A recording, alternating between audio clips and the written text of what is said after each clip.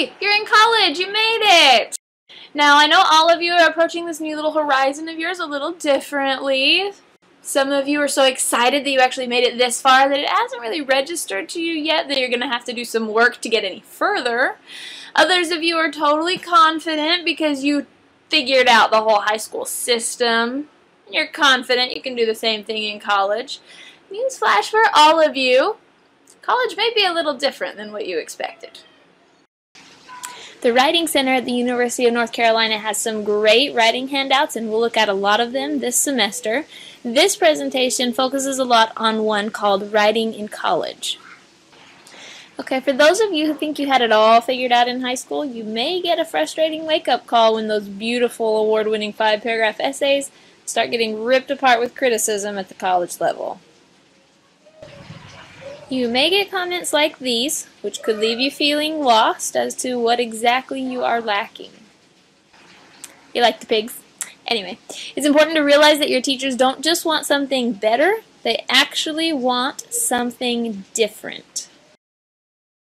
Now, don't misunderstand me. What you learned in high school was very valid, very important. There you learned the basics.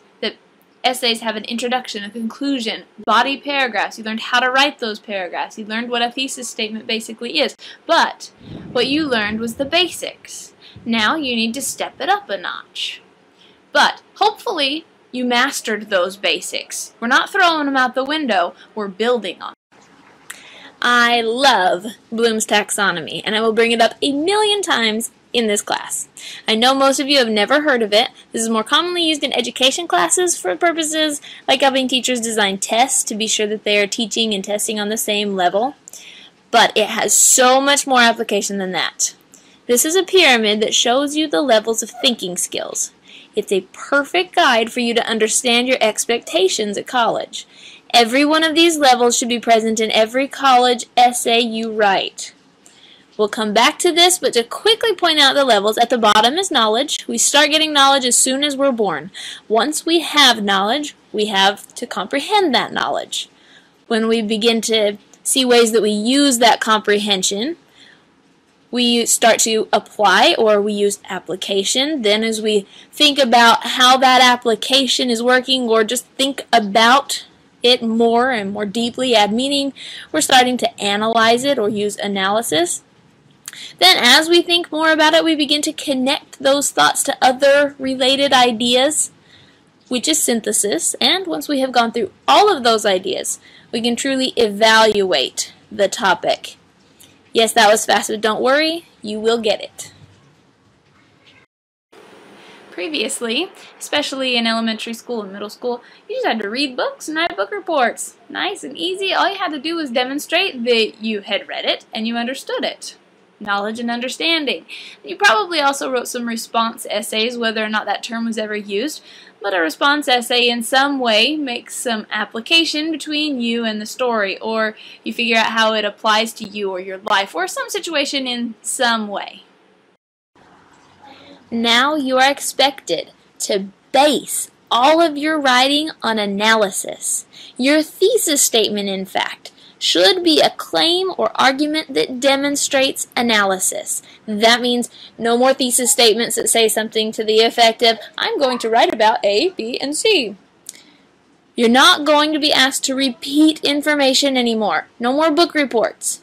You're going to be asked to learn and to do something with what you learn. Up to this point, all of your education has been kind of like filling up a jar, a great big jar with knowledge and understanding.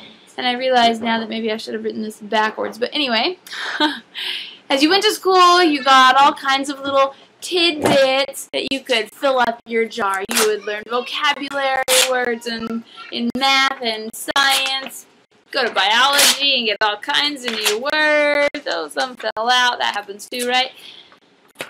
You'd go to your English classes and you'd have vocabulary and spelling. You would learn about all kinds of wars and interesting people in history. And really, you just had to learn these and get the knowledge and get the understanding to go with it. And every day, you would add to this jar.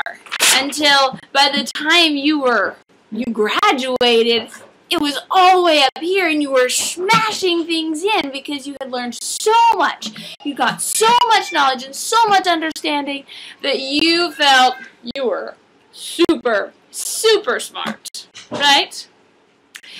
Now, you're still going to add more to your jar, of course. You're going to add more knowledge and understanding till the day you die.